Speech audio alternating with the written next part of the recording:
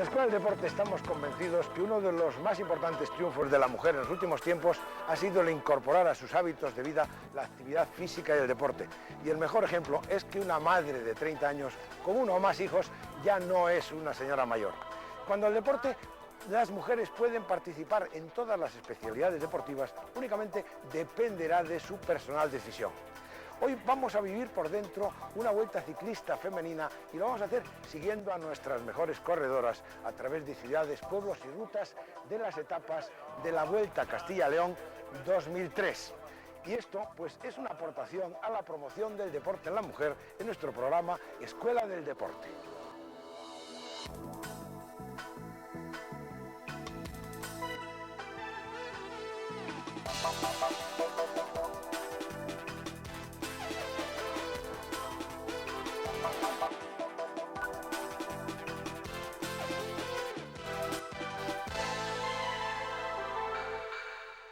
Bienvenidos una semana más a Escuela del Deporte.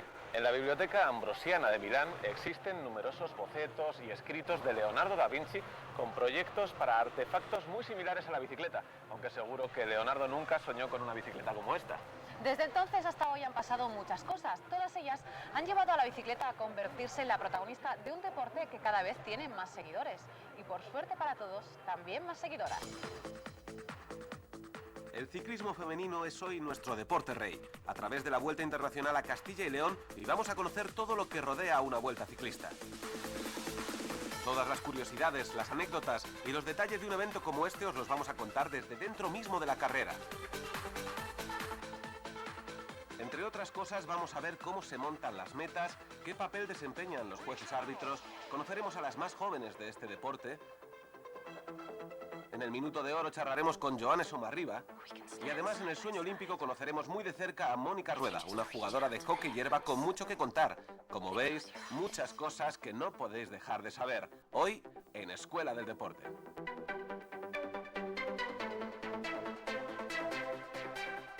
José Luis, hoy empieza una carrera, pero antes de que comience, vosotros tenéis que haberla organizado y preparado. ¿Cómo se prepara un trazado de ciclismo? Bueno, la verdad es que el trazado te lo van cambiando poco a poco, ¿no? Nosotros normalmente, dependiendo de la carrera que sea, en este caso este año la Vuelta esta femenina nos han adelantado, el año pasado la hicimos en abril, este año por causa del calendario internacional la hemos tenido que hacer en marzo. Eso ha implicado que las corredoras, pues hay algunas o bastantes que van a ser prácticamente la primera carrera oficial que corren, y eso ha motivado que el trazado no vaya a ser excesivamente duro. El año pasado subimos una cobatilla y este año, por ejemplo, pues no vamos a subir grandes puertos. Ya, entonces es el calendario primero, ¿no? Y luego también el grupo de corredoras, lo que os hace trazar de una manera o de otra la carrera. Quizá un poco primero ver, como te he dicho, en qué época de la temporada están las ciclistas para afrontar grandes puertos o etapas duras, ¿no? Y luego la verdad es que nosotros diseñamos unos trazados que muchas veces los tenemos que cambiar porque pensamos ir de un sitio a otro, de una ciudad a otra, y a lo mejor el ayuntamiento que nosotros hemos pensado pues no está por la labor de que vayamos ese día por cualquier circunstancia. Y entonces tenemos que buscar otro ayuntamiento, otra ciudad para hacer la salida o la llegada, y ya ese recorrido que en un principio teníamos en mente pues Sí, se nos ha ido al traste. Y en este caso, en la que nos ocupa hoy en Escuela del Deporte, ¿qué recorrido tenéis? Bueno, pues es un recorrido que va a ser, quizá casi me atrevería a decir que la más dura de las tres etapas. Es un recorrido rompepiernas, vamos a ir lo que es todo el valle de Cerrato, aquí en la provincia de Palencia, y son subiditas que no son muy selectivas, pero tienen 1,5 kilómetros, 2 kilómetros, es continuos toboganes, subes y bajas, y yo creo que al final se va a hacer dura, y esperemos ya que nos respete un poco la climatología, porque si llueve se va a hacer más dura. Más dura todavía. Bueno, pues nada, muchas gracias. Pues gracias a vosotros. Hasta luego, José Luis. Venga, hasta luego. Todo estaba preparado para que empiece la primera etapa de esta vuelta que, como ya nos ha contado José Luis, se desarrolla en la provincia de Palencia. Yo, como veis, estoy en el control de firmas, que es el lugar donde las corredoras confirman su participación en la etapa. Voy a intentar acercarme a alguna de ellas para ver qué me cuentan, cuáles son sus expectativas de cara a esta vuelta. ¿Me acompañáis? Maribel, ¿qué expectativas tienes de cara a esta vuelta ciclista? Bueno, un poquito como toma de contacto empezando la temporada y y a ver cómo se encuentra Johannes, si le podemos echar un cable, pero bueno, en cuanto a mi estado de físico estoy todavía empezando y mis objetivos están un poquito más adelante. Bueno, y vienes como la mejor ciclista junior del Tour del año pasado. ¿Eso es demasiada presión para ti o qué, Maribel? ¿Cómo lo llevas? Buena presión quizá no, siempre te hace un poquito de presión, de ganas de hacer las cosas bien, pero bueno, hay que seguir trabajando. Bueno, pues mucha suerte, Maribel. Vale, muchas gracias. A otro equipo español, el Urras de Vitoria, contra Rocío Jamona y Rufmo, las dos primeras. Dori, junto a Johannes sois las grandes favoritas. Bueno, porque somos digamos, de casa, ¿no? Pero, hombre, hay mucho nivel, mucha participación y no hay ninguna crono, ninguna subida, entonces, bueno, haremos lo que podamos. ¿Y cuáles son las expectativas? Dices, bueno, haremos lo que podamos, pero ¿cómo te planteas tú una vuelta como esta? Bueno, me la planteo junto con el equipo, ¿no? Somos un equipo, tendremos que hacer labor de equipo, hacer la carrera fuerte si no se hace y estar en las escapadas en todas que haya. Oye, Dori, ¿cómo ves a las chicas que van subiendo detrás de vosotras? Con mucho nivel, la gente va apretando fuerte, sí. Bueno, pues muchas gracias y que vaya muy bien la vuelta. Venga, gracias a vosotros, hasta luego.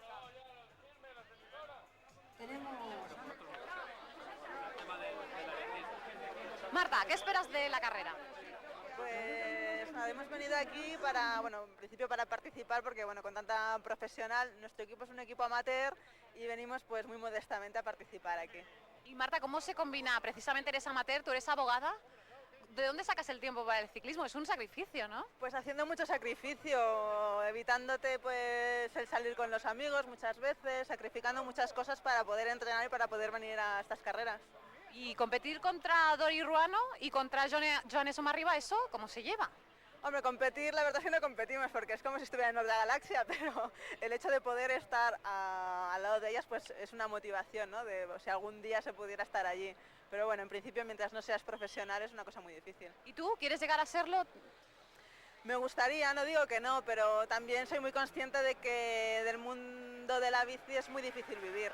Entonces hay que ser consciente de que, bueno, quizás puedes vivir, pero a lo mejor vivirás un par de años, no vas a vivir más. Bueno, pues Marta, que vaya muy bien y mucha suerte. Muy bien, muchas gracias.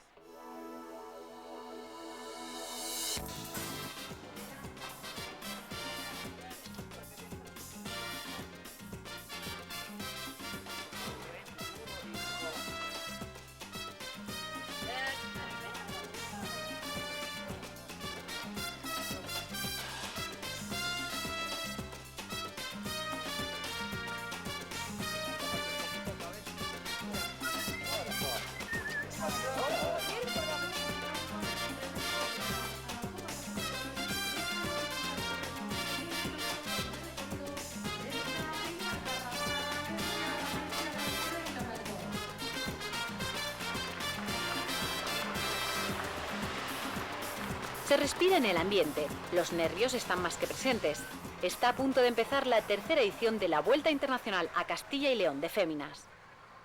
La primera etapa, con un total de 125 corredoras, tiene un recorrido de 99 kilómetros con dos puertos de tercera categoría, el Alto de Autilla y el Alto de Baltanás, y dos metas volantes, la de Dueñas y la de Torquemada.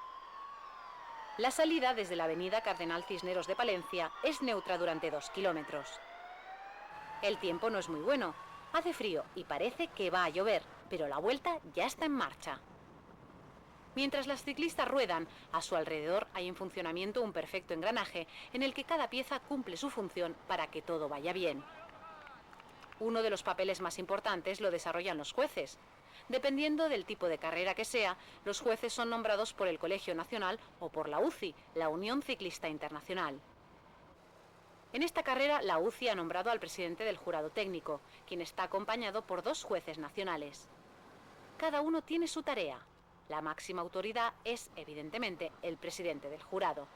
El máximo responsable de la carrera es el que coordina la función tanto de los adjuntos como del resto de comisarios. Nosotros empezamos la carrera aproximadamente unos 20 días antes de la prueba, cuando recibimos los reglamentos por parte de la organización, los revisamos y si tenemos alguna pega, alguna duda, nos ponemos en contacto con la organización para no esperar al último momento y que se puedan solucionar las cosas lo mejor posible. En este caso, el presidente de la carrera es el italiano Celeste Grangiera. Grangiera tiene una buena opinión del ciclismo español.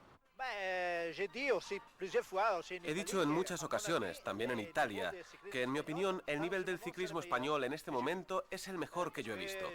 Porque he visto muy buena organización. He hecho muchas carreras en España. La de Andalucía, Galicia, Murcia, Copa del Mundo de ciclocross. Y he encontrado una buena organización y un buen nivel. Por su parte, los adjuntos también tienen su misión. Los adjuntos de la carrera, bueno, pues le acompañamos al presidente, normalmente en cada etapa un día va uno por delante, otro por atrás, controlando los grupos y también coches neutros, motos de comisarios, para que el control de la prueba sea lo más efectivo posible y el resultado deportivo, que al final es lo importante, creo yo, sea el correcto. Los jueces tienen que estar muy atentos a todo lo que sucede para que nadie cometa una infracción y también para que las ciclistas no corran peligro y estén bien atendidas. A veces su trabajo se complica según las zonas. No se puede decir dónde, pero hombre, siempre las subidas es donde más cortes se hace, aunque las diferencias grandes, en las bajadas también se suelen hacer. Entonces, las carreteras en estos tramos normalmente suelen ser estrechas en la mayoría y es donde mayores problemas nos podemos encontrar, aunque con los medios que tenemos hoy en día se pueden resolver bastante bien. Por suerte para todos y también para los jueces, las corredoras, los coches neutros, la prensa, los coches de los equipos y todos los que participan en la carrera son cada vez más respetuosos con las reglas, lo que siempre favorece al deporte. La lluvia hace acto de presencia en la carrera en el Alto de Baltanás. Esto marca la primera gran selección. El pelotón se corta, quedando un grupo de 30 ciclistas. Hasta este momento, la gran combatividad de las ciclistas ha dado una carrera con algunos intentos de escapada infructuosos. A partir de este punto, el 67 kilométrico, este grupo de 30 será el que marque el ritmo. Sin embargo, la lluvia también trae malas noticias, ya que la etapa es más accidentada con diversas caídas. La más grave, la acaecida en Dueñas, cerca de la primera meta volante, cuando una de las ciclistas arrolla a una monja que presenciaba la prueba. En estos casos, la pieza del engranaje que se pone en marcha es el médico y su equipo.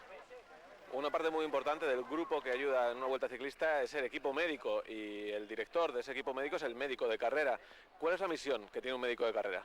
Bueno, pues la misión del médico de carrera es cuidar cualquier incidente, no solamente de los ciclistas, sino también de todo el personal que compone la Vuelta Ciclista, es decir, cuerpos y fuerzas de seguridad del Estado, personal auxiliar de equipos, árbitros, todo el personal que compone la carrera, ¿no? ¿Y qué equipo, cuánta gente tienes a tu disposición? Sí, bien, pues somos 3 médicos, uno se carga exclusivamente el control antidoping y vamos 2 en carrera. Y después contamos con 2 UBIs, con personal de 3 o 4 personas por UBI. Y eso en esta vuelta y en otras vueltas más grandes también tienes un grupo más numeroso, supongo. Sí, pues yo realicé los campeonatos de España de ciclismo y en la carrera de profesionales pues iban 3 UBIs. Y hubo momentos de encontrarnos un poco escasos, ¿no? Depende de los incidentes y de las caídas. Bueno, además tú eres catedrático en la Universidad de Salamanca. Sí, soy profesor de la Escuela de Enfermería, sí. ¿Y hacer vueltas ciclistas a ti personalmente te gustará? Sí, me gusta mucho. Yo hago casi todas las de Castilla y León y me gusta mucho el ciclismo. ¿Tienes alguna anécdota buena de médico para contar? Hombre, hay muchas. Una de las cosas que más me preocupa es cuando vamos a entrar en una ciudad y hay una caída, que te quedas cortado y después es muy difícil ir al pelotón, ¿no? Porque, claro, empiezan a dar paso a la gente que está parada y a veces va la carrera. Pero bueno, ahora que como vamos 2 médicos, pues normalmente se queda uno en la caída y el otro va al pelotón, sí. Y una última pregunta, en el coche médico, ¿qué es lo que lleváis? Bien, pues en el coche médico nosotros somos autónomos, es decir, llevamos casi todo lo necesario para realizar una intubación o curas de primero, inmovilizaciones y después ya contamos con las UBIs que vamos en contacto continuamente y en caso de que sea necesario, pues vienen allí. A pesar de los sustos, la etapa llega a su final. La corredora alemana Regina Schleicher, del equipo Forno da Solo, se impone en el sprint a las 26 corredoras que llegan destacadas a la línea de meta. Su tiempo, 2 horas 31 minutos y 49 segundos. La segunda plaza es para Mirjam Melchers, del Farm Fright Halton Cycling, y la tercera para Adrie Visser, de la selección holandesa. La vallisoletana Rosa Bravo, del Mauco Embutidos, es la primera española en cruzar la línea de meta en sexta posición. Además, Bravo consigue el maillot de las metas volantes y el de primera castellana y leonesa. Por su parte, Nicole Cook se adjudica el maillot de la montaña. Aunque parezca que con el podium termina la carrera, algunas corredoras todavía tienen que pasar por el control antidoping, un análisis de orina en el que se comprueba que no consumen sustancias prohibidas por la UCI.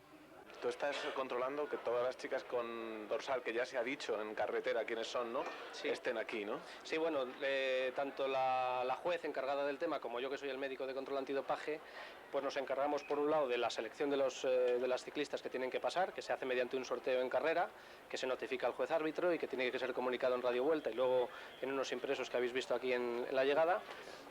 Y luego, pues a medida que van llegando aquí al control, pues un poquito por orden de llegada, aquella que les corresponde pasar, pues van pasando el control. Oye, ¿y cuánto tiempo tienen después de la carrera? Bueno, no sé si para presentarse o para hacer el control, pero ¿cuánto tiempo tienen? En principio, desde que finaliza la carrera, o si bien tiene que pasar protocolo, o sea, podium para recogida de premios, tienen media hora para presentarse. Salvo si tienen que pasar una rueda de prensa, hay alguna excepción donde se puede ampliar el tema para hasta 50 minutos. Sí, porque la que gana la carrera siempre tiene que venir, ¿no? Siempre, tanto la que gana la carrera como la que es líder de la clasificación general, esa siempre pasa. El resto de los controles, hasta el número que estipula la UCI en este caso, pues es por sorteo. Bueno, muchas gracias, te dejamos que sigas con tu trabajo. Después, todos al hotel, porque mañana hay que volver a darlo todo en la carrera.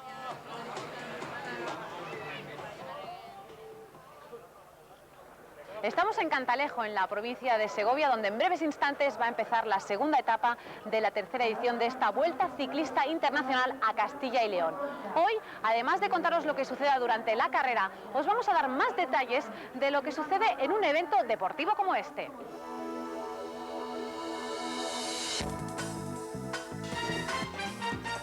A pesar del mal tiempo que reina en Cantalejo, la Plaza de España de la localidad segoviana presenta un buen ambiente en los preámbulos de la segunda etapa de 92,6 kilómetros, con el puerto del Alto de Villaseca de tercera categoría y el Alto del Villar de segunda, y con 2 metas volantes, la de Cantalejo y la de Sepúlveda.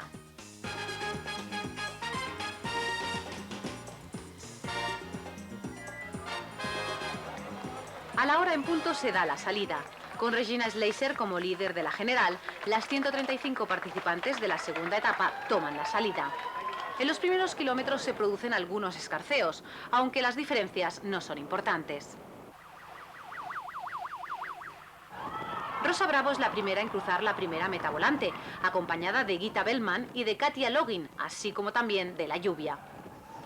Una lluvia que afecta no solo a las corredoras, sino también a las motosenlaces. Dificulta su trabajo y le añade una dosis de peligrosidad. Estoy con los chicos de las motos enlace. Bueno, cuéntame un poco cuál es vuestro trabajo. Bueno, pues nuestra función principalmente, algunos de nosotros llevamos a fotógrafos, jueces, radioenlaces, etcétera, y en sí los motoenlaces son los que van con las banderas en los cruces, inserciones, intersecciones y algún obstáculo que haya en la carretera, o sea, etcétera. Oye, ¿y vosotros el tema del peligro, del riesgo, eso cómo lo lleváis? Hombre, yo llevo más de 200.000 kilómetros en moto, llevo desde los 16 años andando en moto, si encima te pagan, pues mucho mejor. ¿Y cuáles son los mayores problemas que os encontráis cuando hacéis vuestro trabajo? A mí personalmente lo que más me fastidia es la lluvia. Lo llevo fatal, fatal, fatal. ¿Porque hay más peligro, porque es más incómodo, porque os mojáis, por qué? Realmente porque no veo bien con la lluvia y sobre todo porque la moto, pues los frenos no te responden igual, o sea, fundamentalmente porque no veo, lo llevo fatal eso. ¿Y cuando hay viento, por ejemplo, eso no te molesta tanto? No, el viento no, porque vamos muy despacio, entonces realmente pues en mi caso, que yo llevo un fotógrafo, pues vas a las órdenes de él, entonces vamos muy despacio realmente, entonces el viento no te influye para nada. ¿Y cuántas motos más o menos hay en una vuelta como esta, por ejemplo, motos enlace? Pues en total somos 9, 4 enlaces, prensa, televisión, etcétera. Y en vueltas más grandes pues nos hemos llegado a juntar hasta 20 motos. Bueno, pues nada, muchas gracias por toda esta información y aquí te dejo con todas las motos y que hagáis vuestro trabajo. Muchas gracias a vosotros.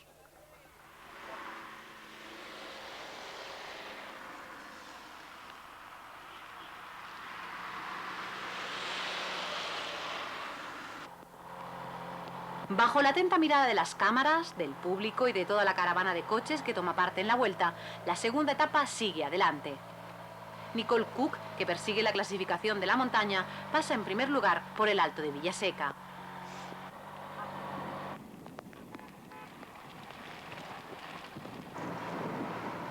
El corte definitivo del grupo no llega hasta Sepúlveda. Allí se forma un grupo de 17 ciclistas al que se unen 8 más, conformando un total de 25.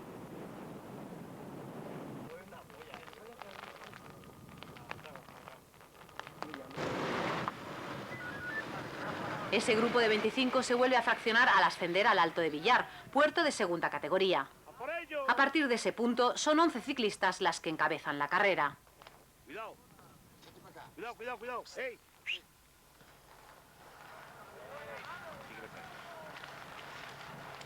¡Vamos, Johnny! Las corredoras afrontan los últimos kilómetros de la etapa. Son los más duros porque el cansancio empieza a hacer mella.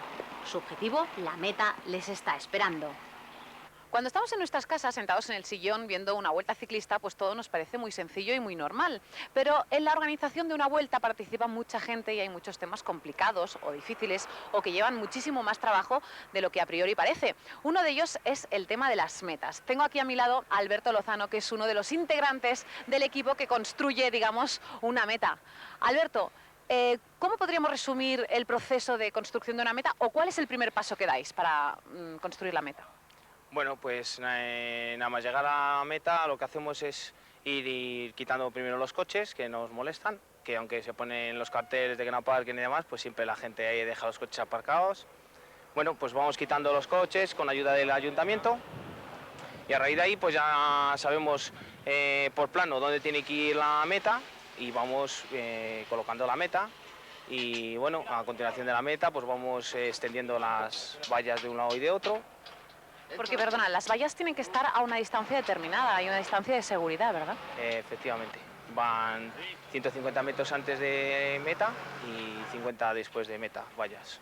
Y luego tenéis que marcar el punto, los 25 metros, 75 metros, ¿no? Los 100 metros de aviso de las corredoras cuando se acercan a la meta. Correcto, para que las corredoras sepan ya que están llegando a meta y a la distancia que están en ese momento, para el sprint. ¿Y cuánto tiempo antes llegáis al lugar donde vais a montar la meta? Pues 5 o 6 horas necesitamos para el montaje, sobre todo porque como siempre uno se encuentra con problemas, pues llevan más tiempo, claro. ¿Y cuánta gente más o menos participa pues, en lo que es la meta, las vallas, el podium? Bueno, pues en lo que es el meta y podium y tal, pues unas 12 personas. Luego, claro, luego está la otra gente que coloca el último kilómetro, metas volantes, sprints especiales, que son otras 20-30 personas. ¿Y dónde encontráis los mayores problemas? ¿Dónde soléis tener más problemas cuando construís las diferentes metas? Pues el mayor problema es el aire. Sí, el aire, porque nos tira las vallas cuando ponemos los carteles de publicidad y nos toca atarlo con cuerdas y demás. Y hay muchas ocasiones que a pesar de atarlo con cuerdas y demás, nos tira todas las vallas a la vez y hay que ponerse luego 20 o 30 personas para levantar todas las vallas a la vez. Y lo sencillo que parece todo, cuando estamos en casa. Bueno, Alberto, pues muchas gracias y te dejamos que continúes con tu trabajo, que todavía te queda. Muy bien, muchas gracias por esta entrevista. A falta de tan solo 9 kilómetros para la meta, salta en solitario la corredora rusa del Prato Marathon Bike, Zulfia Zavirova, que alcanza una importante diferencia sobre sus compañeras de escapada para llegar con ventaja en la meta de Cantalejo. Su tiempo, 2 horas 35 minutos y 12 segundos. La segunda posición es para Zinaida Staturskaya, última vencedora del Tour, que consigue también situarse como nueva líder de la Vuelta. El podium lo completa Susan Luxco, del Catalunya Liberty. Por su parte, Joanes Somarriba se sitúa como primera corredora española en la general, mientras que la otra gran estrella española, Dori Ruano, se deja algo más de 6 minutos a su llegada a la línea de meta. En esta etapa la ganadora es clara, pero hay otras en las que la vencedora no lo hace de forma tan contundente. Cuando hay dudas, la solución es la fotofinish. La fotofinish es un sistema para identificar el ganador de la prueba. ¿Qué ocurre? Que la fotofinish siempre la asociamos con eso, con ese trabajo, dilucidar el ganador. Pero no solamente tenemos que decir quién es el que gana, sino también tenemos que cantar, decir todos los dorsales de toda la carrera. No solamente el ganador, sino identificar a todos los corredores que cruzan la línea de meta, en este caso corredoras hoy.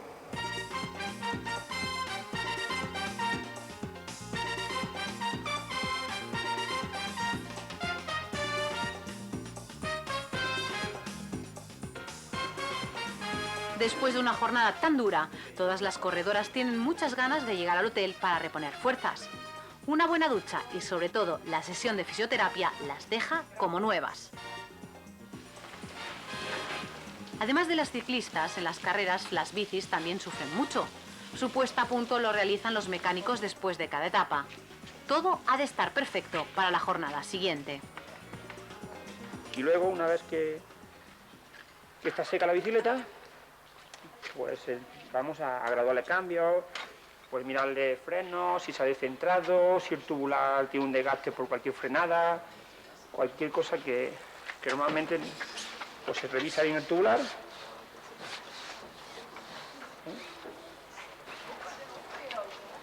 ¿Y normalmente cuántas bicicletas tienes? Pues normalmente se suele tener, son 7 bicicletas. Y normalmente pues, se les suele llevar 3 o 4 bicicletas de repuesto, 5 juegos de rueda. Eso normalmente es lo que se suele mover de lo que es material, ¿no? Aparte material, lo que es material de recambio, suelto, que también suele llevar, cualquier avería, cualquier cosa que pase, pues lo tenemos siempre todo a mano y tardamos bastante menos. Todavía nos quedan por descubrir muchos secretos de lo que es una vuelta ciclista y, por supuesto, ver el desenlace de esta. Además, no nos olvidaremos de presentaros a otro protagonista de nuestra sección El Sueño Olímpico Atenas 2004. Todo esto dentro de un momento, aquí en Escuela del Deporte. Hasta ahora mismo.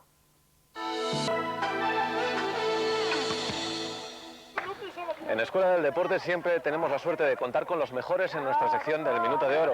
Y hoy no va a ser menos porque nuestra protagonista de hoy es Johannes Somarriba, una de las mejores exponentes del ciclismo femenino español.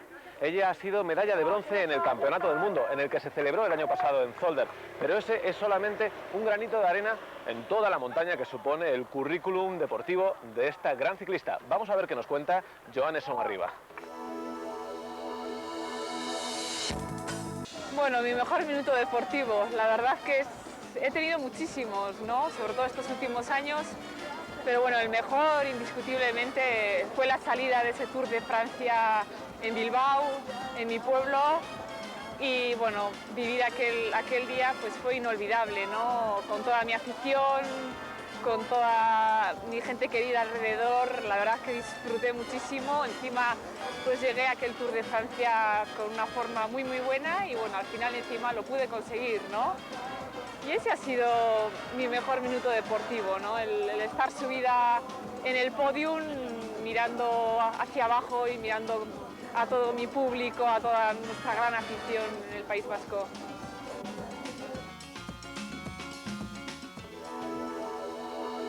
Seguimos en Escuela del Deporte. ¿Habéis visto cómo solo han sido unos minutos? Así hemos tomado aire para afrontar esta tercera y última etapa de la Vuelta Internacional Femenina a Castilla y León. Hoy por delante más de 93 kilómetros y, por supuesto, muchos aspectos aún por descubrir de lo que es una vuelta ciclista. Llega el último día. Las corredoras que encabezan la general quieren la victoria. La lucha promete ser reñida. La etapa de Aranda de Duero, de 93,1 kilómetros, tiene un puerto de tercera categoría, el Alto de Arauzo, y sus metas volantes son las de Peñaranda de Duero y la de Huerta del Rey.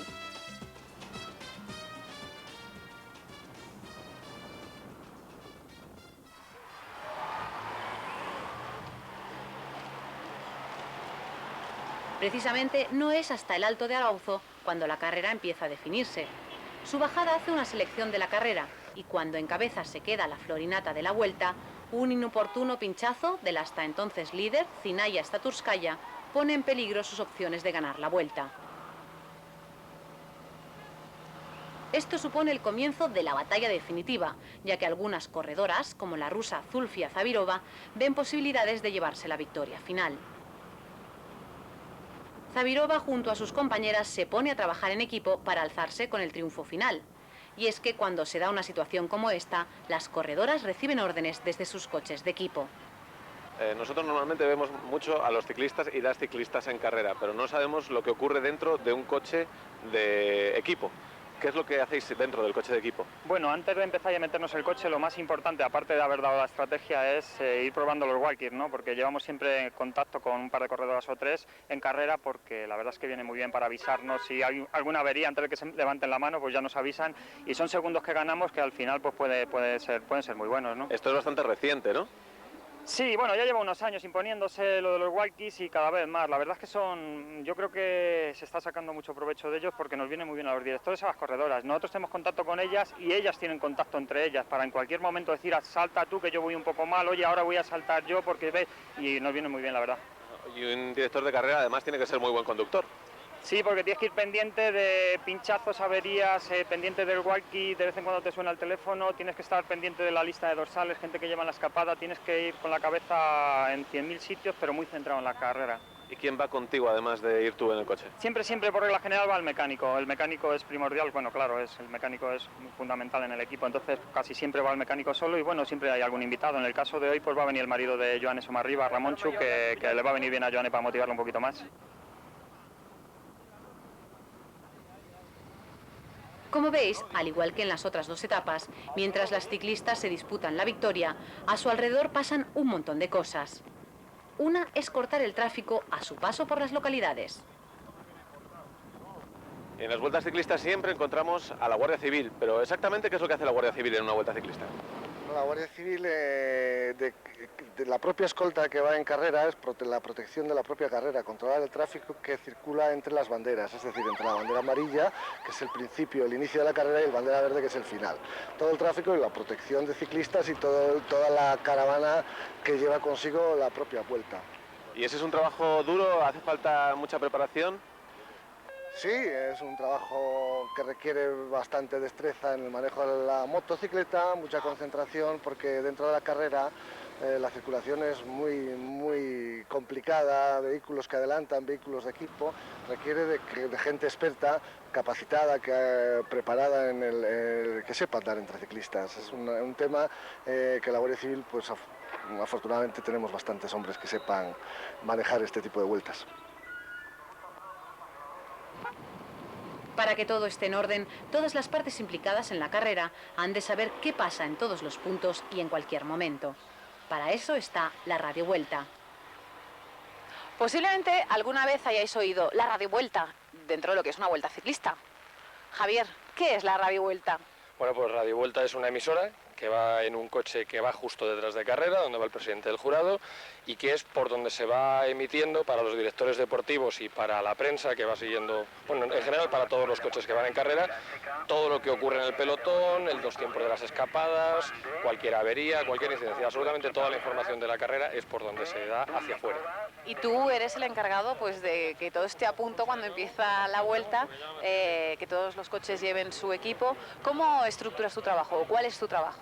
Bueno, mi trabajo consiste en montar en cada coche de carrera o en cada moto de carrera, en función de la tarea que vaya a hacer, monto emisora, de receptor, monto varios tipos de emisora a lo mejor, en función de la importancia, y precisamente para que toda la información que se va produciendo vaya canalizándose por donde debe. Bueno, hay un canal para organización, hay otro canal para jueces, hay otro canal para motos. Bueno, en función del tipo de uso de cada coche se le monta un tipo de aparato. Y durante la carrera también sigues la carrera, vas con tu furgoneta por si hay algún tipo de problema, ¿no? Sí, porque además es normal que los haya y hay que solucionarlos en el momento, no se puede esperar a llegar para que todo funcione. Bueno, normalmente son averías pequeñas y son cosas que se solucionan simplemente cambiando un cable, cambiando un aparato y bueno, y eso es lo que hacemos. ¿Y alguna vez te ha pasado algo que digas, bueno, es que aquella vez pensé que no salía de, yo que sé, que se fundiera algún cable o algo, lloviera muchísimo y la comunicación no fuera posible? Bueno, ocurre de todo, la verdad es que son 1000 anécdotas porque porque en muchas ocasiones, ya sabemos, en televisión precisamente se ve las bajadas, que muchas veces son muy divertidas, ¿no? Hay veces que incluso bajando tienes que solucionar un problema que es muy urgente, porque es de un coche que canaliza una determinada información muy importante. Ocurre de todo, y hay veces que a lo mejor desde la propia ventanilla del coche o montado en una moto tienes que solucionar cosas. ¿Y cuánta gente conformáis el equipo de la Radio Vuelta? Bueno, normalmente es un locutor, que lo pone la organización, es un profesional normalmente de prensa que se dedica a esto, y luego en función del tamaño de la vuelta, pues nosotros vamos 2 o 3 personas. Y hablando de comunicaciones, no podemos olvidar a los equipos de televisión. Gracias a ellos, las mejores imágenes de las vueltas ciclistas llegan a nuestras casas.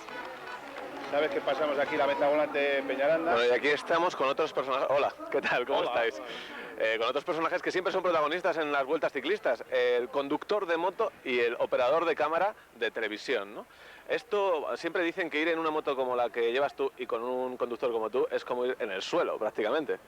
Sí, en el suelo, como pero parado. Sí, en el suelo, pero sobre la moto, sobre las 2 ruedas. Yo siempre digo que hay que salir montado en la moto y cruzar la meta montado en la moto. Todo el intermedio es trabajo que, por supuesto, pues tiene que salir lo mejor posible. Y es muy complicado manejar una moto entre ciclistas, entre coches, sobre todo. Pues hombre, es complicado. Yo creo que yo llevo más de 30 años haciendo esto y no es broma, y yo cada día aprendo algo. Es importante tener experiencia, saber moverte entre el pelotón, saber moverte con la moto, no coger riesgos innecesarios, y a fin de cuentas de lo que se trata es del espectáculo que es el ciclismo, y de que el trabajo que tú estás haciendo, que esto es una labor de 2, tanto del cámara como del piloto de la moto, y que salga, es de lo que se trata. Miguel Ángel, ¿tú a qué velocidad te has llegado a poner en una moto con la cámara al hombro? No sé cuánto es en una bajada.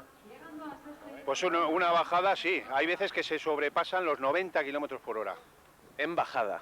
En bajada, sí, ¿Y se pasa miedo con la cámara al hombro, que no se ve todo? No, pues te metes en el cuadro y no piensas en riesgos. Además no hay más riesgo, es decir, estás en manos de una persona que sabe llevar una moto, que sabe llevar una moto con un paquete difícil como somos nosotros, que estamos jorobando todo el rato y moviéndote y haciendo tonterías y no tiene riesgo. Yo no le veo riesgo. Lo que le veo sobre todo es muy incómodo porque, sobre todo cuando llueve, porque si la cámara y el agua están reñidas, y la moto y el agua están reñidas, imagínate la suma de moto, cámara y agua. Es muy eso. Y es penoso porque lo mismo te nieva, que te hace sol, tienes que ir forrado de ropa, que te llueve, Es decir, es incómodo, fundamentalmente es incómodo. Dentro de lo que es la caravana de coches que acompañan a las ciclistas, no podemos olvidar el coche neutro. Hoy en Escuela del Deporte, desde luego, estamos viviendo una vuelta ciclista desde dentro, pero desde dentro mismo. Ahora estoy en un coche, en un vehículo de asistencia neutra. Vamos, un coche neutro. Pero aquí a mi lado está Domingo, que nos va a contar en qué consiste exactamente esto de un coche neutro o de un vehículo de asistencia neutra, que queda más, ¿no? Es como... mejor dicho, ¿cuál es tu función y cuántos coches sois en una carrera? Al menos en una carrera como esta, Domingo.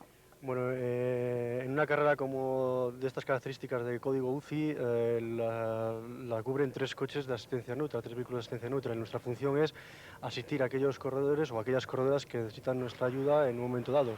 Como bien dice el nombre, neutro, asistimos a cualquier equipo, a cualquier persona que necesite nuestra ayuda en la carretera como ciclista, en competición. ¿Y qué tipo de asistencia les dais? Pues les damos desde ruedas, bicicletas que llevamos y después agua precintada, por el caso de que necesiten habituamiento líquido. Y en algunas competiciones también llevamos habituamiento sólido, como puede ser barritas energéticas. Y tú, por ejemplo, en este coche, ¿qué tipo de material llevas? ¿Cuántas ruedas llevas? ¿Cuántas bicicletas llevas? Pues en el coche que estamos yendo ahora llevamos 8 juegos de ruedas y 2 bicicletas a cualquier necesidad de cualquier corredora. La tercera etapa termina con la victoria de Zulfia Zavirova. Un largo sprint le sirve para conseguir 9 segundos sobre su máxima perseguidora, Erika Vilunaite, y para aumentar a 17 la ventaja sobre el grupo perseguidor.